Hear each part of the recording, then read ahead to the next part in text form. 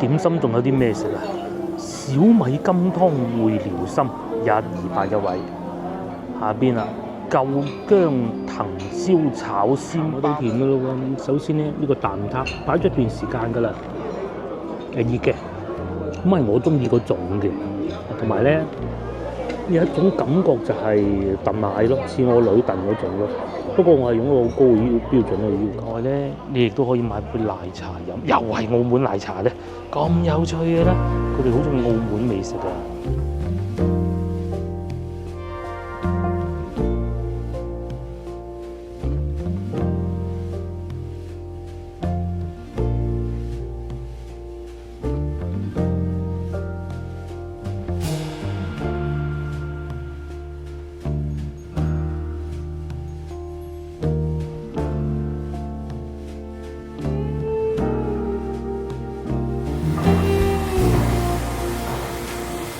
各位觀眾大家好，哇！而家9點半，我7點鐘出門口，終於嚟到深圳啦。咁其實路上都暢順嘅。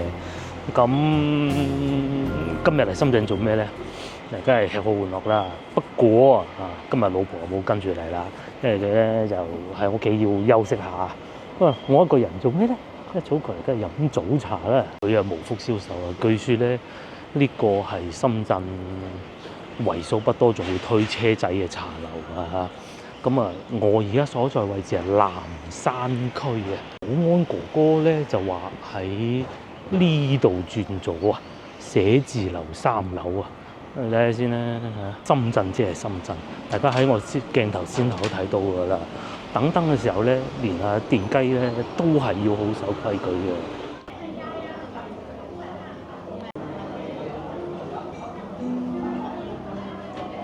各位早晨，終於上到嚟茶樓啦！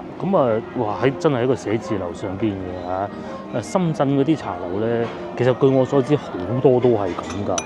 先頭咧，我喺下邊個停車場兜嚟兜去，兜幾都上唔到啦。到深圳咧，即係樣樣都好，停車亦都唔貴。我亦都冇話再刻意去睇停車幾錢啦。但係咧，好多時候啲地下停車場咧幾暗。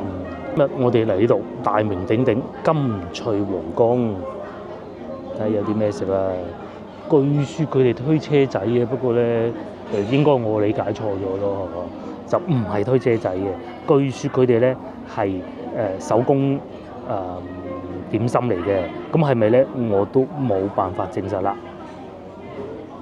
呢個咁有趣，蒸蜆早餐食呢啲咁過癮。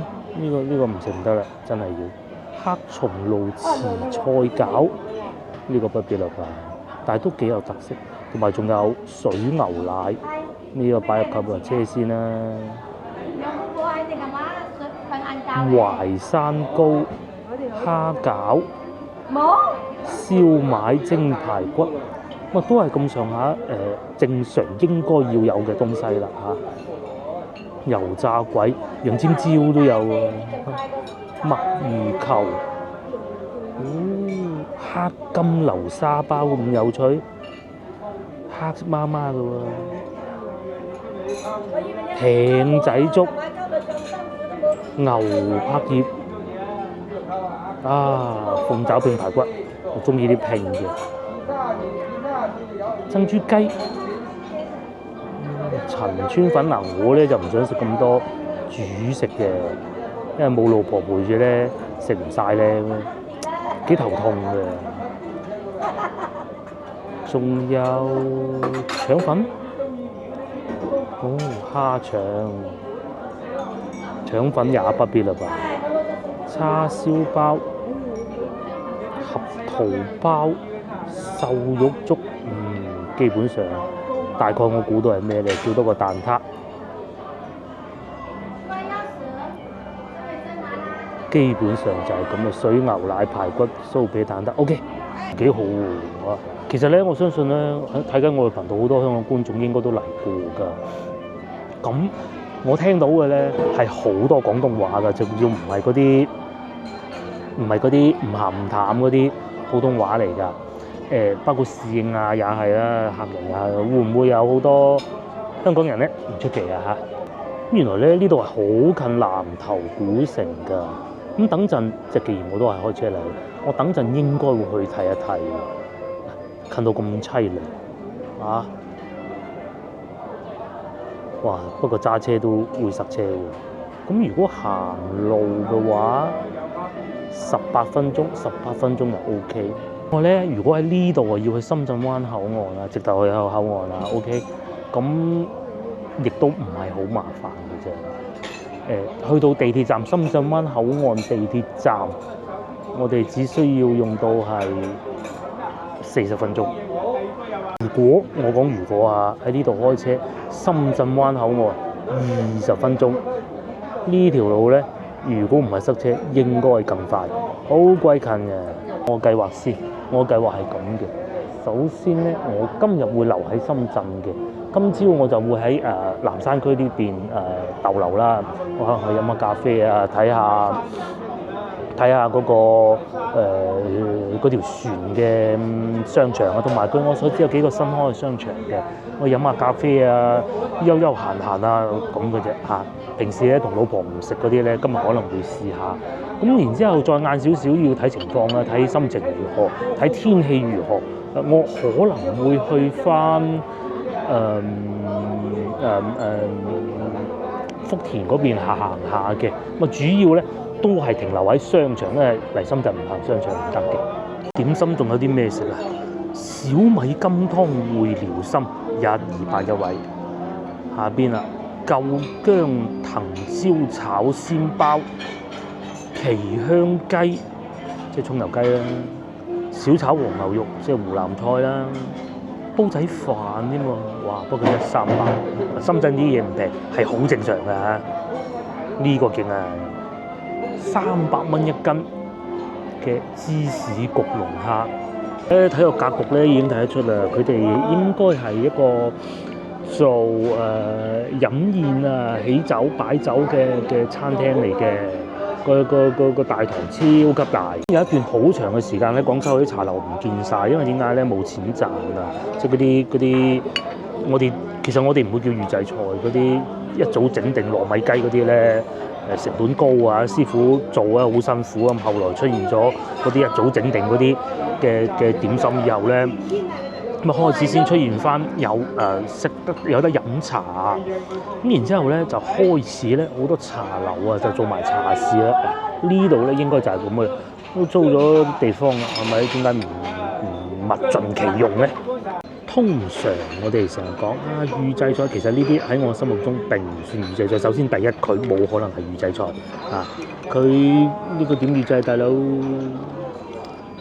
啊？呢個係蜆肉嚟㗎噃啊！咁有趣喎！我心目中所講預製菜係咩意思咧？係嗰啲咧攞香蕉代替榴蓮嗰啲叫預製菜，即係咩意思咧？有啲不良商家咁佢咧就做一個榴蓮千層蛋糕，講到口邊，其實佢落香蕉，再加少少嗰啲叫做食品添加劑。嗱，首先第一個講清楚，所有嘅咧都係合法嘅，都係喺法律允許嘅框架裏邊進行。不過佢係呃緊人嗱，所以我哋係討厭呢一種嘅啫，而唔係話包定隻糯米雞，即使佢喺可能係幾遠嘅地方包定都好啦。其實我都唔討厭嘅。咁啊，呢個咧好明顯就冇可能係我先頭講嗰種情況啦。有個殼嘅，仲幾乾淨啲，因為嚿蜆肉。呢啲應該蜆肉啦，呢啲係打咗嘅蝦球，應該係即係嗰啲蝦餃裏邊嗰啲啊，嗰啲餡料啊，係啊，攞嚟咁樣擺喺個蜆殼，真係蜆殼啊上邊喎，有趣喎。不過咧食落好似係少少沙，究竟係沙呢還是係蝦嘅一部分咧？嗱，好多廣東話啦，又係買餸同喺廣州比例更高啊！聽到廣東話，哇！呢個要成嚿食喎，係咪啊？先頭咧我證實過啦，慢慢食落知道咧，原來啊嗰啲唔係沙嚟啊，嗰啲咧係日式料理裏邊嗰啲一粒粒嗰啲蝦子啊，定還是叫蟹子咧嗰種嘢嚟嘅，就唔係沙嚟嘅。落嚟咧又到呢個啦噃，咁應該先從排骨食起啊。嗱，排骨咧就好容易做得唔好嘅，呢度咧唔知點啊，做得唔好咧，佢嘅啤水啤得太耐，究竟呢個會唔會咧？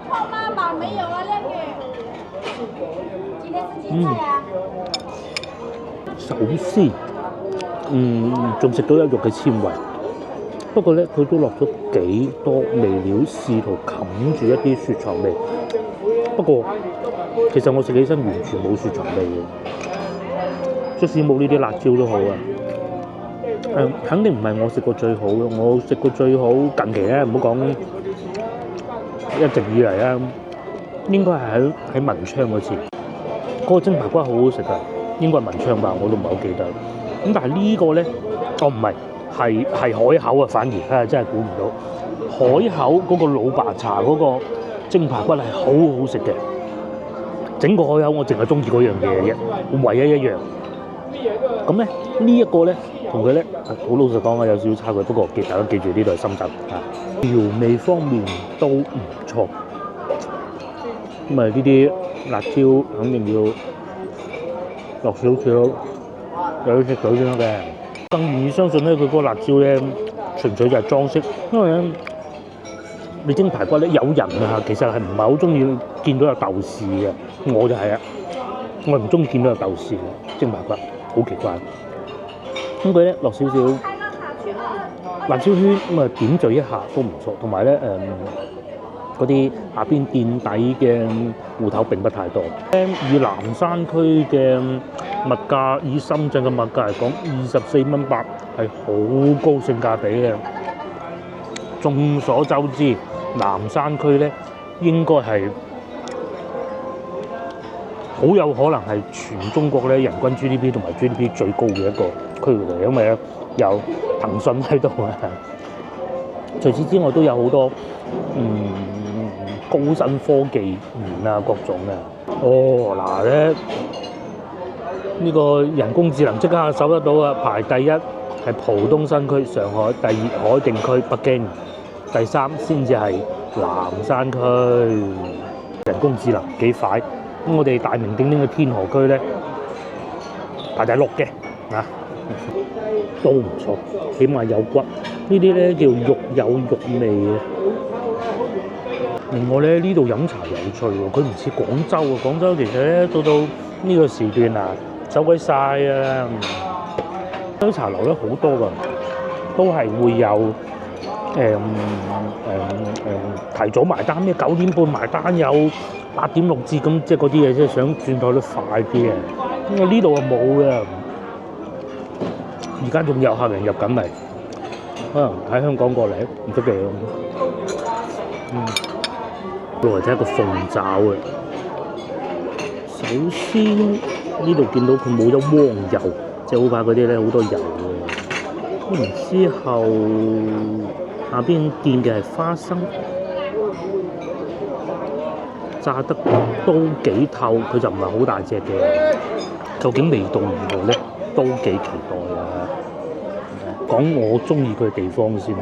首先呢個蒸嘅器具咧，其實咧，如果喺廣州好多茶樓咧，佢係會好肉酸嘅，蒸到嗰度用得耐啊嘛，咁成日換咩唔使錢啊！呢度咧幾新淨嘅。第二，我有一秒鐘懷疑過佢唔係一齊蒸嘅，佢應該係一個大盤度蒸好，然之後擺上嚟呢度，但摸落又有少少熱喎，不得而知。第三就係個味道。肯定唔算難食㗎啦啊！肯定唔算難食。但係你話好食到爆嘅又未至於，中規中矩。咁啊，同埋咧就即係正如師頭所講，唔好油膩，同埋咧冇嗰啲雞腳味嘅，最怕食鳳爪有雞腳味，唔得，都冇。食到後段有少少，但係又唔係黑人憎嗰種，可能辣椒少啲，唔係好夠辣。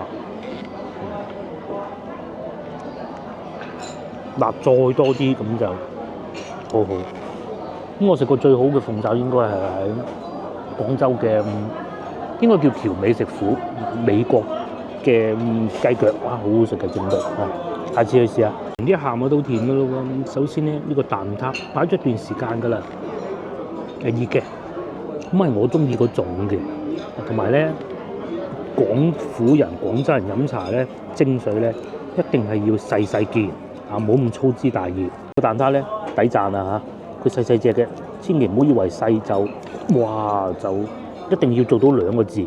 廣州人講嘅的色係啊，佢首先佢唔會太甜，第二咧個酥皮咧，如果再硬身少少就好好㗎啦，已經好好㗎啦，同埋唔算多油咯，係啊，確實唔錯啊個蛋撻，我可以俾到好高嘅評價。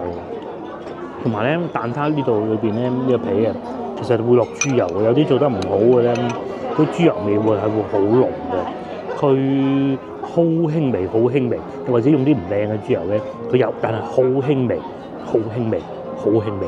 咁啊，接落嚟咧就到呢個順德名物雙皮奶啦。首先咧，佢係熱嘅，但係咧呢度咧有比較少少的負評佢啊，佢唔跟根，即係冇隻羹係咁樣擺住啊嗱。如果佢嘅羹係咁樣擺住，咁就好有格調嘅，又可以賣貴5蚊啊嘛。接落嚟咧，考驗人嘅時間到啦！大家經常睇我去食雙皮奶嘅觀眾覺得點咧？有一種感覺就係燉奶咯，似我女燉嗰種咯。不過我係用一個好高嘅標準去要求，即係金榜上街嗰啲咧，佢就差就肯定唔算差，而且佢係一個特價點心嚟嘅，11蚊8特價，記住11蚊8啊嚇！因為唔考慮價錢咧，去評價人哋啲嘢食咧係耍流氓，我哋唔可以耍流氓，完全對得起呢個價錢啊！同埋佢係用水牛奶嘅啊，係用水牛奶嚟到呢一下就知，不過佢皮咧就唔算蒸得好好啦。我估佢哋就冇挖起倒咗啲奶出嚟再蒸過啊，就係咁樣蒸。咁但係佢哋嘅用料係冇問題嘅，完全冇問題嘅。而且咧，我哋睇見佢雙皮奶啊，即使佢係冇皮都好咧，佢蒸出嚟蒸好咗嗱，到而家呢個階段咧，佢唔會話水還水啊，奶還奶，係咪？嗱冇嘅，係咪？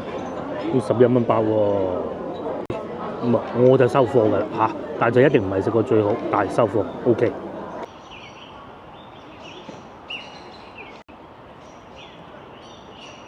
我又食飽一飽，大家覺得點？我覺得唔錯係。有讚有彈啦嚇，有啲確實真係做得幾好，咁啊有啲可以做得更好啦。但係整體上嚟講我都係好滿意。咁啊，而且個地理位置優越啊，過嚟呢邊南頭古城揸車幾分鐘就到啦。我而家所在位置冇錯，南頭古城，我係第一次嚟嘅。既然咁啱嚟到蛇口，即係或者叫南山區呢邊咧，點能夠唔過嚟睇下咧？咁首先咧，向大家介紹下呢個公園係免費嘅，停車應該要錢，但我未知。咁啊，南頭古城究竟是什麼咧？啊，根據資料顯示啊，南頭古城咧又叫新安故城啊。咁咧就喺南山區啦，嚇呢啲都唔係重點，重點係咧眾所周知咧，其實喺清朝以前咧，香港同深圳其實係同一個部門去管轄㗎啦嚇，咁咧真正佢哋喺埋一齊嘅時候咧，其實就可以嚟講係呢個南頭古城就係佢哋嘅發源地。呢個咧就被譽為深港歷史文化之根。咁即是話咧，深圳同埋香港嘅原居民咧，其實都係以呢度作為佢哋嘅首府啦嚇，粵東首府港澳源頭啊！以前咧呢度咧係嶺南地區其中一個行政管理地方嚟嘅。咁咧喺明朝嘅時候咧，呢度咧就已經有海上嘅要塞同埋有生意來往㗎啦。咁當時咧就明洪武27年啦嚇，1394年咧就築成咗一個城牆啦，呢就係面前錯就係呢度啦。有少少似咩咧？我哋翻到去西門口見到嗰啲古城牆咁，其實我相信咧，當年嗰啲古城牆咧應該全部都係咁嘅嚇，至少我哋南方都係咁，冇乜唔同嘅嚇。感覺上呢度會細啲嚇，舊屋啊嗱，直頭你可以還原翻咧當時啊就係咁啦。呢邊咧就係城牆嚟嘅，外邊就已經係城嘅外邊啦。咁啊呢度咧就有個排水溝，再隔離咧就有間屋。間屋咧就有灶台，即係煮飯嘅地方咯。做生意梗係要有人喺度住、喺度生活㗎啦。呢度咧近海啊，咁咧所以啊海鏡殼啊堆積層咁啊，即係當時咧因為近海咧會有嗰啲貝殼啊各種嘅東西喺呢度。明代嘅地面，我哋翻到去北京路咧，咪會見到嗰啲地啊，一路隨住朝代嘅演變咧，就向上升噶嘛。喂，呢度都唔例外嘅。依家咧，除咗保留住呢啲古蹟之外咧，為數不多嘅古蹟，其實裏邊咧仲有好多網紅嘅餐廳啦。食店啦，各種嘅方面，我哋又可以參觀一下古城牆啦。嗱，你睇見個古城牆咧，唔係嗰種呢兩年先翻新嗰種感覺嘅，真係有少少似咩咧？似去到澳門啊、大三巴啊嗰啲咪有明朝嘅建築物嚟嘅，咁當然佢係西洋風格啦，呢啲係中式嘅，一樣可以保留到而家，而且咧仲可以摸嘅嚇，可以摸嘅。另外咧，地下都係一種青石磚。我哋喺廣州見唔少呢種青石磚嘅，但係咧喺廣州以外地方確實不多見。喺地下咧，亦都寫咗每個年代嘅重要時候啦。譬如話啦，先頭哥所講明洪武27年，咪就係呢度開始建城牆嘅時候咯。於依家咧，就除咗古舊建築物能夠保留到以外咧，其實咧就仲有好多餐廳啦。咁啊，梗係有餐廳你先能夠維持得到一個咁樣嘅古城啊嘛。請保安哥哥都要錢㗎，咁啊邊個出錢啊？係咪先？全部都政府出，唔得㗎嘛。呢個仲有民宿啦，隔離啊仲有澳門餐廳啦。至於呢個民宿咧係咁嘅價錢嘅。價錢又 OK 嘅，最貴我講228蚊。唔好意思，下邊仲有個290。喺上邊你就可以咧一步之遙就連玩幾日嚟呢度睇呢個南頭古城啦。至於餐飲方面咧，原來都有不少嘅。南頭特色菜第1名，呢個係食久違飯店啊，但睇上去唔差。但係又冇乜特色啫喎。深圳本地菜第1名喎。深圳本地菜係古法醬燜，應該係羊肉嚟嘅，同埋熱情果清湯，係咪咧？梗唔係啦，應該係左邊光明玻璃乳鴿喎，哇，49蚊一隻啊！深圳啲嘢係唔同嘅嚇。咁同埋仲有酥炸沙井大生蠔。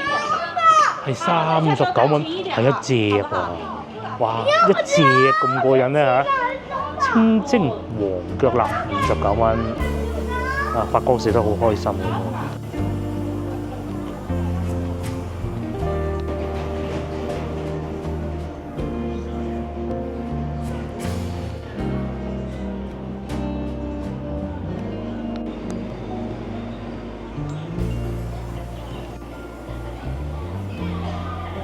咁至於交通方面咧，就好方便嘅啫。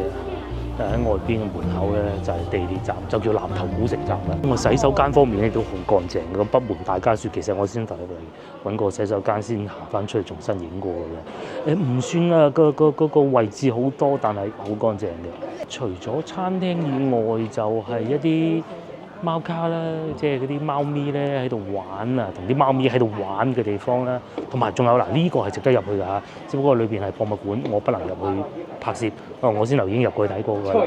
呢個係一定要嚟嘅，我甚至乎覺得裏邊有講晒呢度嘅歷史啦，由先秦開始一路講到明朝，然之後咧民國再改革開放嘅嚇。睇完個博物館出嚟啦，應該個順序好似我而家咁行嘅，又可以隔離啊呢個非凡小食啦，澳門小食咁喎，卡拉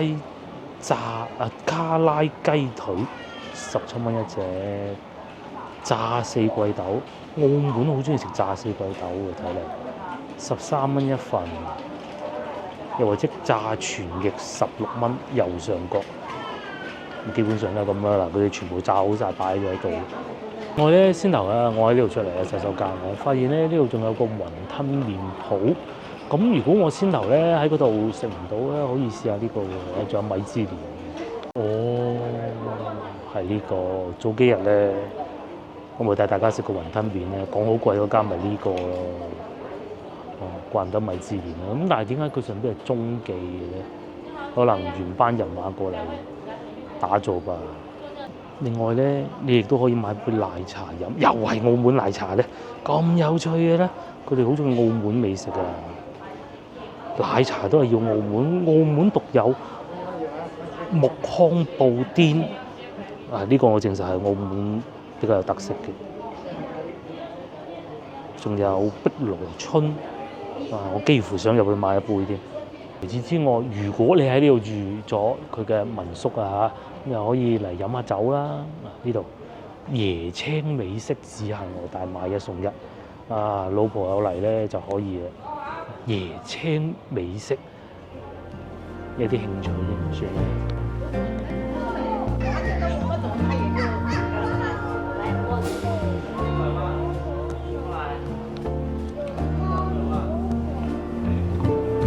飲茶添，貓咪都想飲茶，58蚊一壺。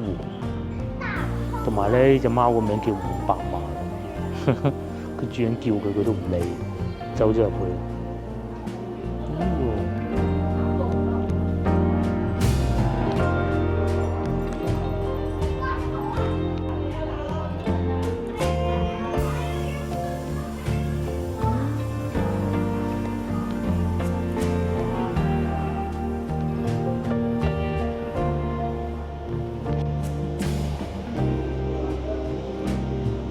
呢度係咩咧？呢度係墓地裏邊啊出土嗰啲東西嘅。嗱，古人咧其實三國之前都係咁噶，佢哋咧會以孝為先啊。咁啊先人走咗之後咧，佢就會傾畢生之財，就去採購一啲貴重嘅金銀寶器，咁然之後咧擺喺嘅古人嘅墓裏邊噶啦。咁咧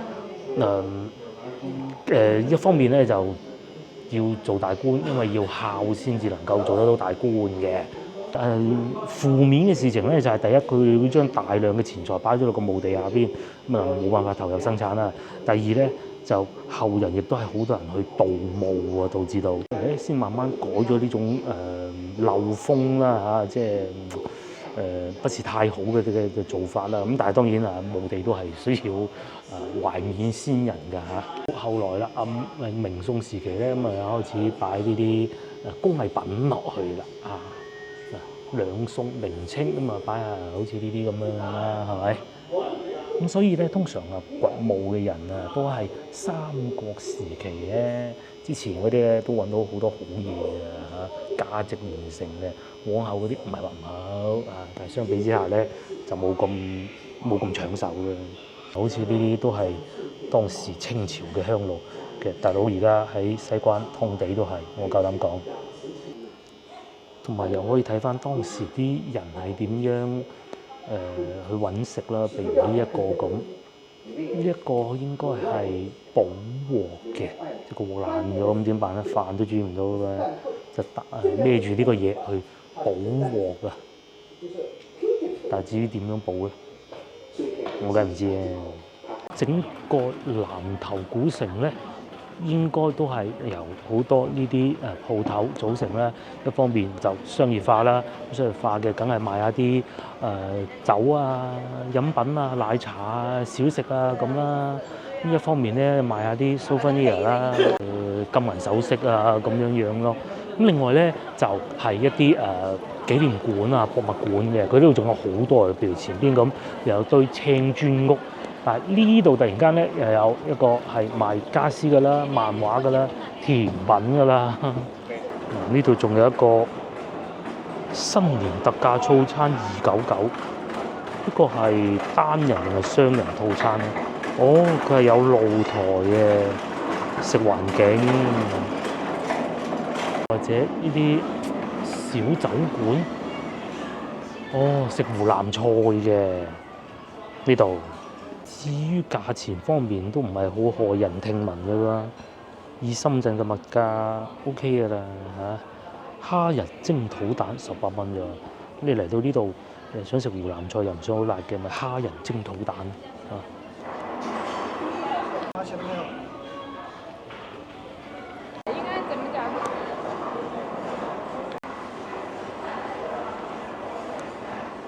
如果湖南菜唔啱食嚟，你有雲吞麵啊，先頭嗰個貴啊，呢個唔貴啦，19蚊牛腩撈麵，廣州龍津路價係嘛？雲吞16蚊，廣州龍津路價都幾好喎。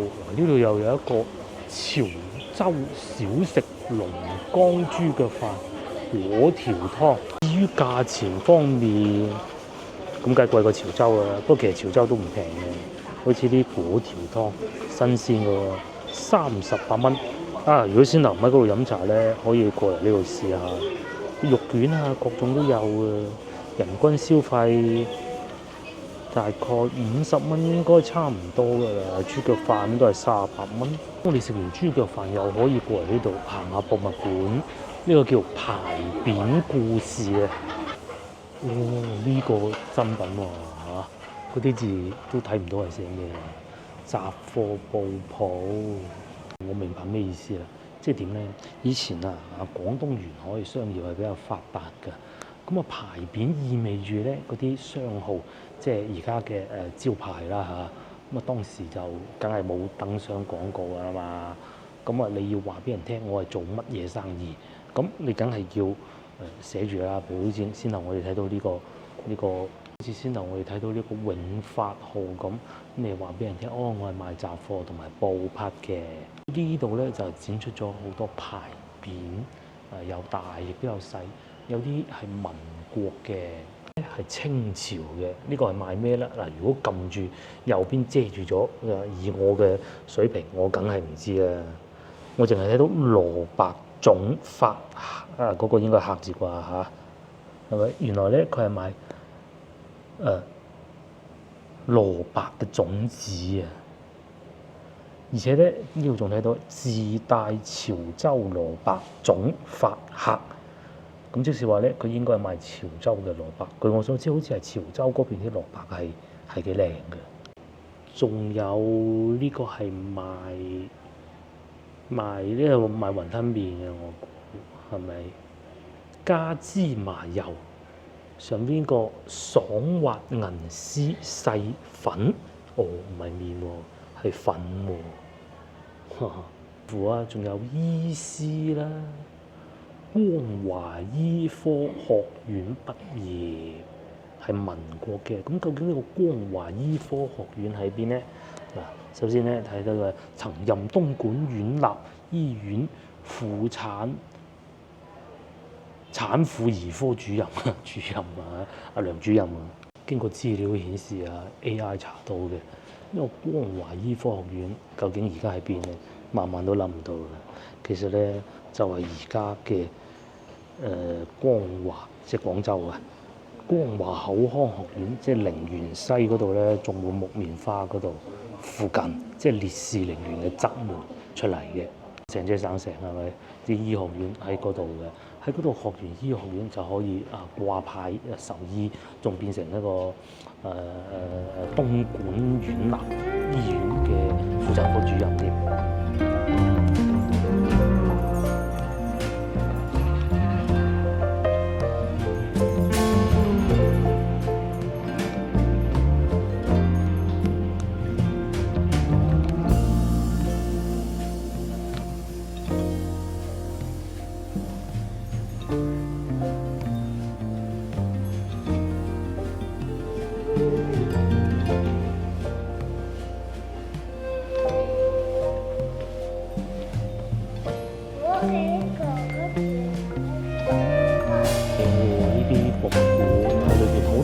跡嚟㗎。睇嗰啲牌匾咧，慢慢細睇咧，有好多嘢唔係話呢2年先整翻出嚟咧得㗎。呢度仲叫東莞會館啊，好多人啊喎。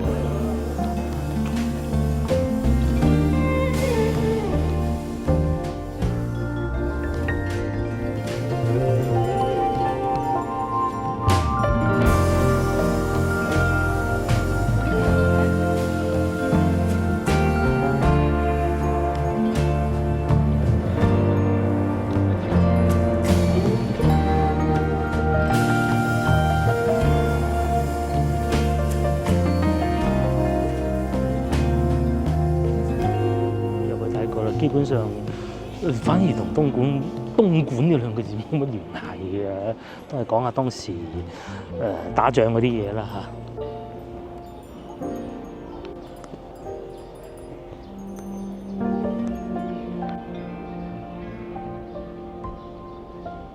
最後咧，仲有呢個新安縣崖。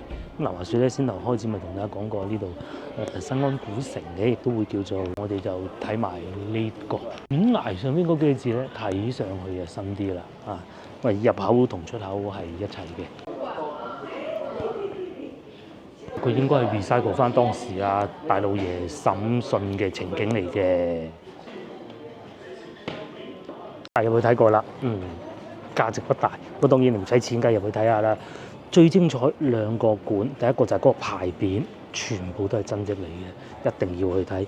另外一個咧就係冇帶大家入去睇嗰個話唔俾影，裏邊真係唔俾影嘅嗰個館啊，即係主館啦啊。咁啊，大家有機會翻到嚟要睇下，真係要睇下，唔會話冇美食啦，便利店都有，係咪？咁啊又可以慢慢行下，慢慢睇下，買唔買睇下都得嘅啫。又有奶茶鋪啦，賣衫嘅又有奶茶飲啦。乎咧先頭經過咧，仲有 Starbucks 添，係啊。感覺上咧南頭古城呢度真係好過上次我哋去應該係近大梅沙嗰邊叫做金坑古鎮嗰度，真係嘥氣浪費時間我就咁定義嘅。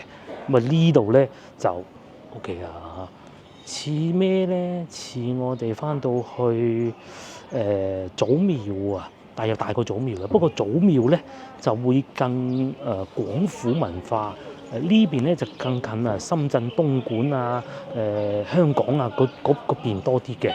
亦都係用好多展出嚟話翻呢個古仔俾大家聽。咁呢一度咧就係睇圖片嘅。之同時又會有好多體驗館啦，葡萄餐酒館雲南菜係咪？且喺呢個區域裏邊咧，佢係保安哥哥係會驅趕嘅，除非有必要啦嚇。如果唔係咧，電動自行車係不能夠進入嘅。而事實上，我喺度行咗咁耐，大家都見到一部電動自行車都冇，係一部都冇。而且咧，大家睇笪地，就算佢入咗嚟，其實佢都唔會話好暢快嘅，揼到佢好辛苦噶嘛，係咪先？係值得嚟嘅，尤其你都離開深圳啦，有時間啦，坐個地鐵過嚟睇下。我講多次地鐵站啊嚇，咁有2個地鐵站，第一個咧個名南頭古城，咁南頭古城係會近啲嘅，E 出口就得噶啦。咁咧又或者中山公園地鐵站，唔係喎，中山公園近啲喎，更正下，中山公園近啲。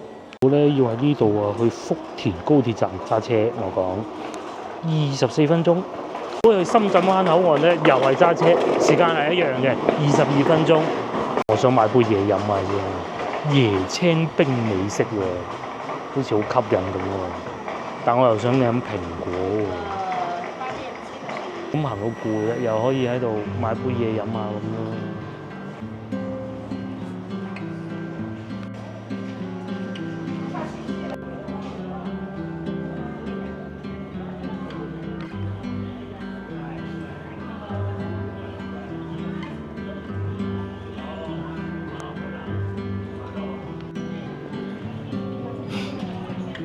慢慢咧嚟到午餐時間咧，餐廳係越開越多。呢個係台灣嘅料理，鹽酥雞。呢個咧就叉燒飯咯，港式嘅應該係。呢個叉燒飯好，似乎仲有呢個噴泉牛雜，即係咩意思咧？即係佢啲牛雜啊，大家睇到個師傅又搞緊啊！佢啲牛雜咧擺到成煲都係咁，然之後中間又滾緊嗰個動作咪好似個噴泉。價格方面係麵26，金錢肚38，OK 喎。一個細嘅牛雜煲88。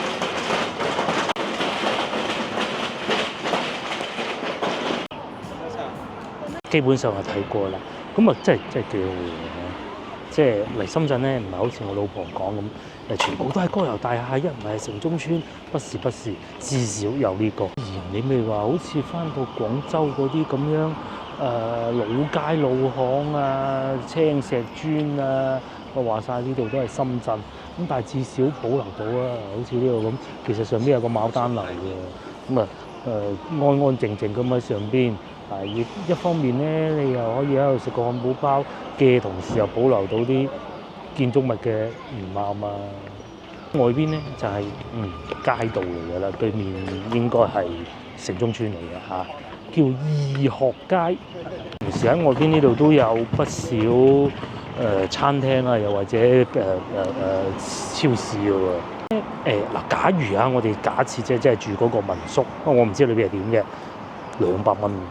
都唔使喎，你喺裏邊住，然之後行下個南頭古城啦，然之後夜晚黑又可以出嚟外邊呢啲超市度買下水果食，我哋最中意嘅。咁買完水果啦，咁啊附近有美食啊，牛肉麵啊，又或者先頭我去食嗰啲飲茶啊，你話行過咁啊，梗係食下嗰啲小食啫。但係如果你係幾個親戚朋友，好似一早過去飲個早茶咁，其實都係一個唔錯嘅選擇嘅。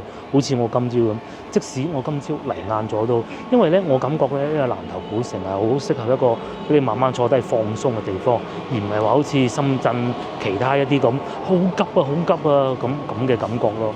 已經係12點。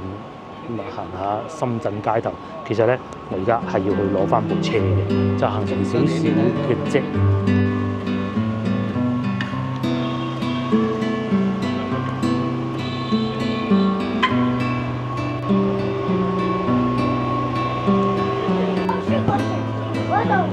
嗱，好啦，咁啊，廢話少講啦，都停車場到。